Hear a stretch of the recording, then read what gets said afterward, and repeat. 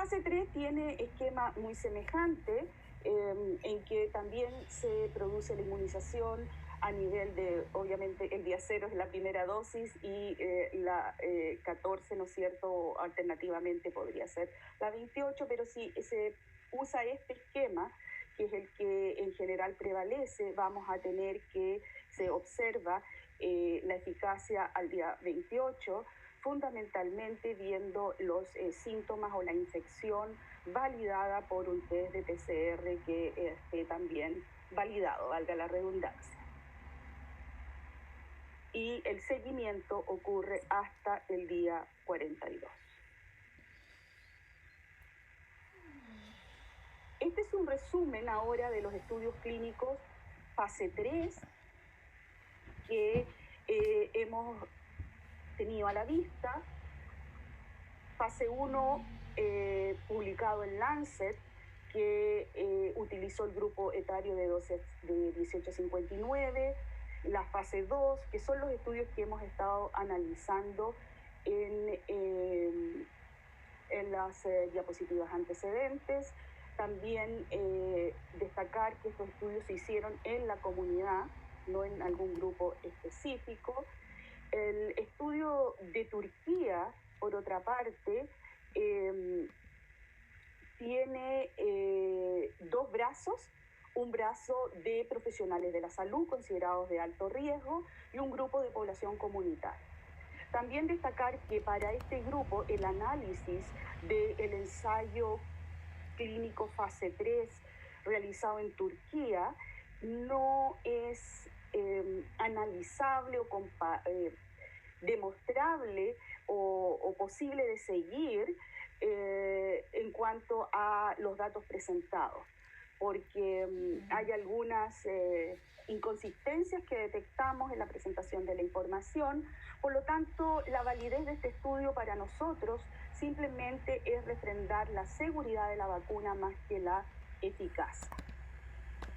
Voy a saltar a las últimas líneas de esta tabla, que es la fase 3 realizada en Chile, que consideramos todavía muy preliminar, y la fase 3 en Indonesia también es muy preliminar, ya que el número de pacientes reclutados es muy modesto. Entonces, lo que sigue de nuestro análisis se fundamentó en el estudio fase 3 realizado en el Instituto Butantan en Brasil, que reclutó pacientes de 18 a 59 años y también pacientes mayores de 60 años. Todo este estudio realizado con la dosis de 3 microgramos, con un esquema cada 14 días, y es lo que vamos a revisar en las siguientes imágenes. Tenemos que el análisis de la eficacia de la fase 3 según gravedad. Este ensayo utilizó una estratificación de la gravedad que es propuesta, ¿no es cierto?, por la Organización Mundial de la Salud, donde 0 es la persona que no está infectada, llegando a un grado máximo 10, que es la muerte, y esto tiene 5 categorías que el grupo de Brasil organizó quizás de una manera diferente a nuestro parecer, es decir, no se adscribió exactamente a los niveles que declara la OMS y los organizó o los agrupó de una manera un tanto distinta, que es lo que se presenta en la tabla, y para nosotros esto es pudiera ser visto como a nuestros ojos una debilidad de no haber estratificado a los pacientes exactamente según estos niveles que aparecen en el recuadro superior. Dicho esto, ¿qué nos muestran los resultados? Que en el grupo vacunado teníamos 4.600 y fracción pacientes versus un número comparable en el grupo placebo. ¿Cuál fue el número de casos que tuvieron entre los vacunados una enfermedad sintomática, que por el puntaje aquí podemos ver que es de carácter leve. La cantidad de este tipo de casos fue 85 en el grupo de vacunados versus 167 en el grupo placebo, alcanzando esto una significancia estadística. Lo mismo ocurre si vemos los pacientes que tienen un score o un puntaje sobre 3. Y aquí un poco, tal vez para destacar lo que nosotros criticamos, el puntaje 3 está en casos leves según esta clasificación, pero aquí en esta presentación o en este ensayo se coloca en un nivel diferente, 3 o superior, y aquí para los pacientes vacunados hubo 7 casos versus 31, y esta diferencia alcanza significancia estadística.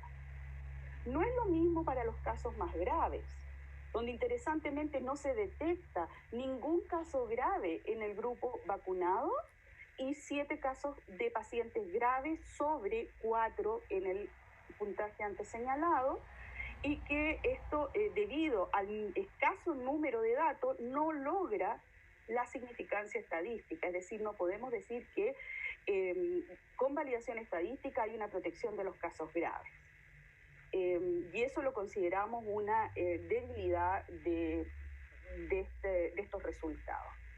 Que también dicen relación con la población en que se realizó este ensayo clínico. Este ensayo clínico se realizó en profesionales de la salud, que si bien son de mayor riesgo de infectarse porque están expuestos a mayor cantidad de virus, también son los que conocen con mayor propiedad el uso de todas las medidas de protección personal. Entonces consideramos que este hecho puede haber incidido en que no hubieran tantos casos de enfermedad grave. Además, el seguimiento por un tiempo que no es tan prolongado también puede incidir que no se alcanzaron a desarrollar todos los casos que deberían haberse desarrollado en el grupo placebo. Por otra parte, también para este grupo es muy importante el análisis desagregado por grupo etario. Hubiéramos preferido una mejor desagregación en el grupo entre 18 y 59 años, que no lo tuvimos, pero sí sabemos que el ensayo sí tuvo 2 brazos para los pacientes entre 18 y hasta 59 y aquellos de más de 60 años.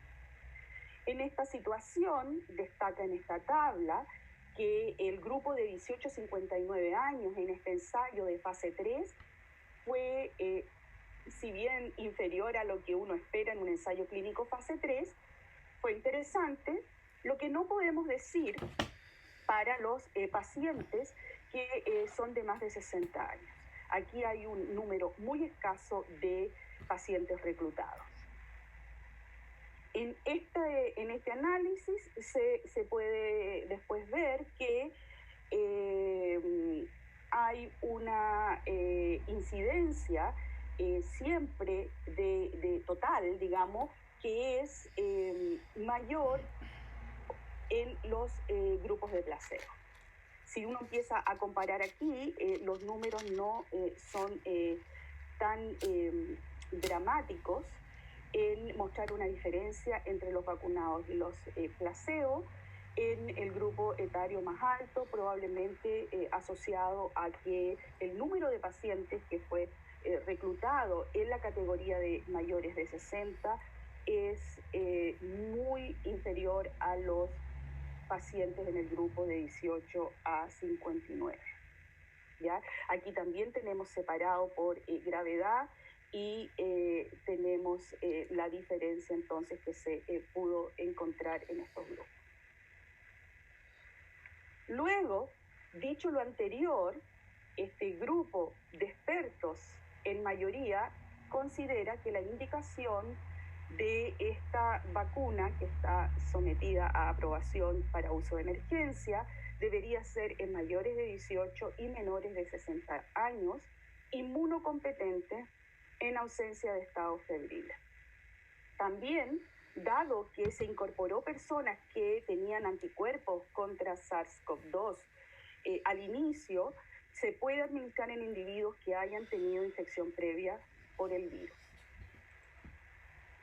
No indicada en los siguientes casos: enfermedad neurológica, cardíaca, pulmonar, hepática o renal no controlada, enfermedades en que haya deterioro del sistema inmunológico, como neoplasias, inmunodeficiencias congénitas o adquiridas, y enfermedades autoinmunes no controladas, historial de reacción alérgica grave a nivel de anafilaxia, esplenectomía.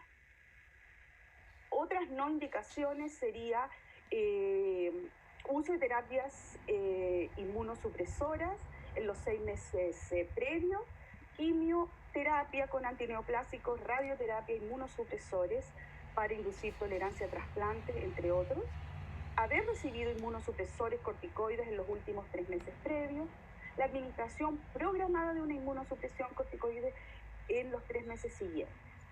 La dosis que se considera inmunosupresora es de 20 miligramos al día para adultos en equivalente a prednisona, y también individuos con antecedentes de trastornos hemorrágicos. La contraindicación es aquellos pacientes con antecedentes de hipersensibilidad severa como shock anafiláctico, especialmente a componentes de la vacuna. La farmacovigilancia tiene que necesariamente estar acompañando esta aprobación de emergencia con un plan de manejo de riesgo, con un informe periódico de seguridad, y sugerimos el cuestionario online de seguimiento de efectos adversos. Y las precauciones son que esta vacuna tiene que preservarse entre 2 y 8 grados Celsius, y esto constituye una ventaja con respecto a la vacuna previamente aprobada, porque la logística de transporte y almacenamiento va a ser mucho menos compleja. Finalmente, dado que a partir de la decisión que se tome hoy día, probablemente van a existir 2 vacunas que son totalmente diferentes en su mecanismo de acción, no se recomienda intercambiarlas ni administrarla a pacientes que ya hayan recibido otra vacuna para este virus, simplemente porque no hay casuística al respecto y no se sabe lo que puede ocurrir.